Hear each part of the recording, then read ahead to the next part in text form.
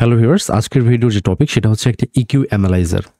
তো আপনারা অনেকেই যারা ইকুয়ালাইজার ইউজ করেন, বিশেষ করে অ্যানালগ ইকুয়ালাইজার যারা ইউজ করেন, আ তাদের ক্ষেত্রে যেটা হয় সেটা হচ্ছে যে অ্যানালগ ইকুয়ালাইজারের যে নবগুলো আছে সেগুলো দেখে আপনারা অনেক কনফিউজ হয়ে যান যে আসলে কোনটা নব বাড়াচ্ছি, ইকুয়ালাইজারের কোন আম অংশটা বুস্ট হচ্ছে, কোনটা রিডিউস হচ্ছে সেটা আসলে বোঝা যায় না। মানে সহজভাবে আপনারা চাইলে একটা আম ফ্যাব ফিল্টার ইকিউ বা যেকোনো একটা ইকুয়ালাইজার যেটার মধ্যে এরকম একটা আ সবকিছু আমরা ভিজুয়ালাইজ করতে পারি, দেখে করতে পারি যে কোথায় বাড়াবো, কোথায় কমাবো, কত ফ্রিকোয়েন্সিতে বাড়াচ্ছি, কমাচ্ছি।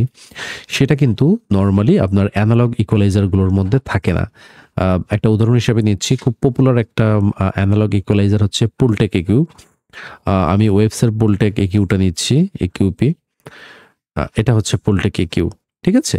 সো আপনি এখন এখানে যে নবগুলো বাড়াচ্ছেন, এখানে বোঝা যাচ্ছে যে এখানে আপনার ফ্রিকোয়েন্সি সিলেক্ট করা যাচ্ছে। আ কিন্তু যারা নতুন বা এইসব প্লাগইন নিয়ে কাজ করে যারা অভ্যস্ত নয়, তাদের জন্য এই জিনিসগুলো একটু টাফ বোঝা। তো সেটা কিভাবে বুঝবো? এটাই হচ্ছে আজকের ভিডিওর টপিক।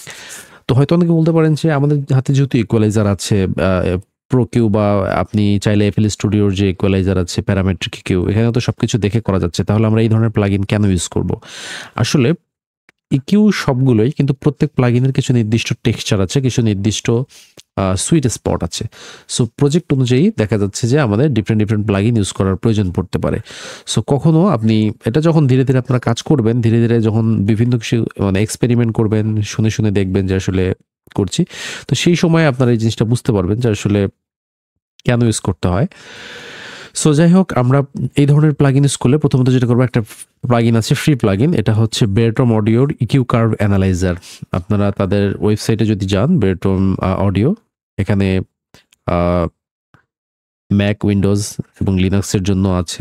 এখান থেকে যদি আপনারা গেট ক্লিক করেন, এখানে দেখবেন যে একটা ফর্ম দিয়েছে। এখানে প্রাইস দিয়েছে, আপনারা যা ইচ্ছা এখানে একটা প্রাইস দিয়ে আপনি করতে পারেন। টেকনিক্যালি এটা ফ্রি, বাট আপনারা তাদেরকে হেল্প করার জন্য যেকোনো একটা প্রাইস আপনাদের মন মতো দিয়ে হেল্প করতে পারেন। ঠিক আছে? এখান থেকে কালেক্ট করতে পারেন আপনারা। সো প্রথমত এই কাজটা করতে গেলে যেটা করতে হবে, আমাদের মিক্সার চ্যানেলে যে ট্র্যাকের মধ্যে আমরা এটা এনালাইজ করব, সেই ট্র্যাকে প্রথমত এই বেরটম অডিওর যেটা আছে, এই প্লাগইনটা একবার লোড করে নিতে হবে। নেওয়ার পর এরকম ব্ল্যাঙ্ক আসবে এবং দেখবেন একটা ডট শব্দ হচ্ছে, আপনারা শুনতে পাচ্ছেন। এই ডট শব্দ হচ্ছে, ডট শব্দটা মূলত বন্ধ হয়ে যাবে।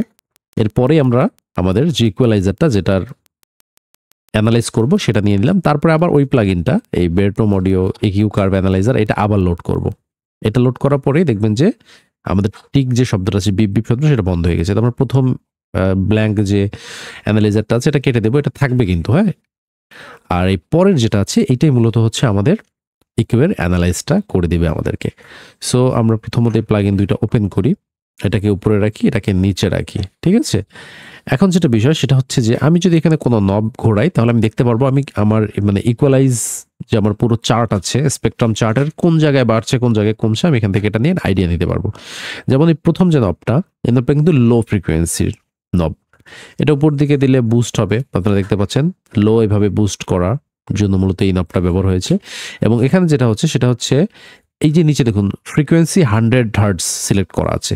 এটা কিন্তু হওয়া উচিত ছিল 100 হার্টজের মধ্যে, এটা বুস্ট উচিত ছিল, কিন্তু 100 হার্টজ পার হয়ে, মানে 100 হার্টজ পার হয়ে গেছে। এর কারণটা, এটা শেলফ ক্রিয়েট হয়ে গেছে, এটা চলে গেছে এক মানে 1000 হার্টজ পর্যন্ত। ঠিক আছে? সেটা ধরুন আমি যদি কমিয়ে দেই, তাহলে দেখবেন যে ধীরে হার্টজটা কমতে থাকবে।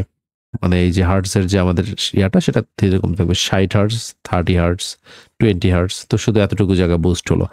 ঠিক আছে? সো আমরা এটা বুস্ট করলে, মানে এই নবটা নিয়ে ক্লিক করলে দেখুন এটা কত বড় এরিয়া জুড়ে বুস্ট হয়। ঠিক আছে? এটা বুঝতে হবে।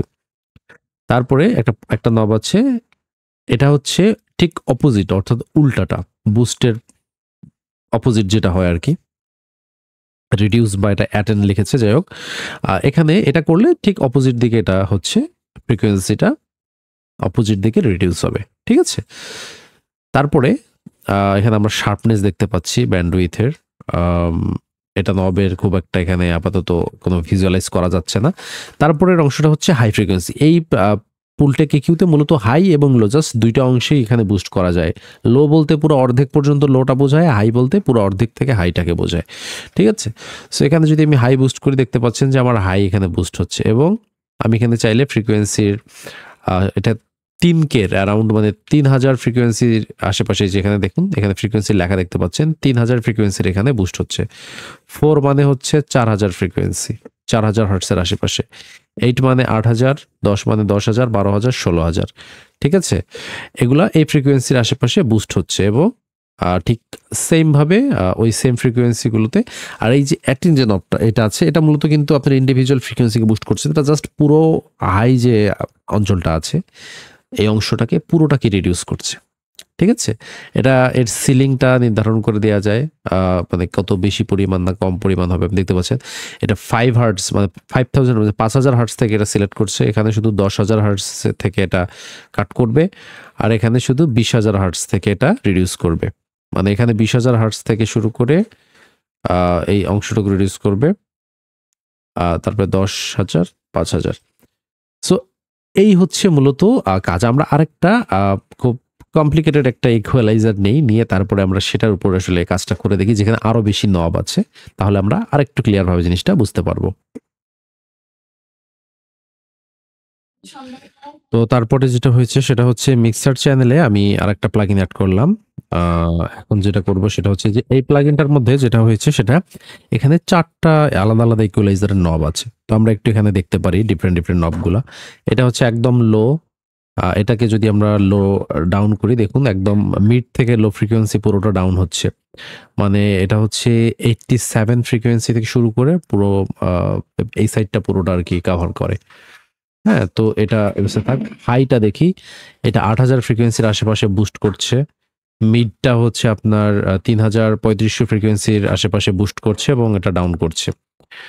তারপরে এটা হচ্ছে লোয়ার মিড, এটাও বুস্ট করছে। তারপরে হচ্ছে এটা higher mid R lower mid.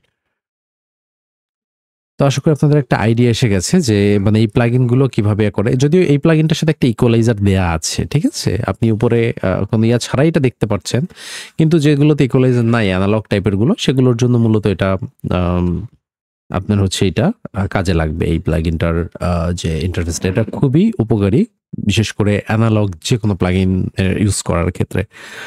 So thanks for watching. ভিডিওটা কেমন লাগলো আশা করি জানাবেন। যদি এর থেকে নতুন কিছু শিখতে পারেন তাহলে অবশ্যই একটা লাইক, কমেন্ট এবং সাবস্ক্রাইব করবেন। আবার নতুন কোনো টপিক নিয়ে নেক্সট কোনো ভিডিওতে দেখা হবে। সেই পর্যন্ত সবাই ভালো থাকবেন।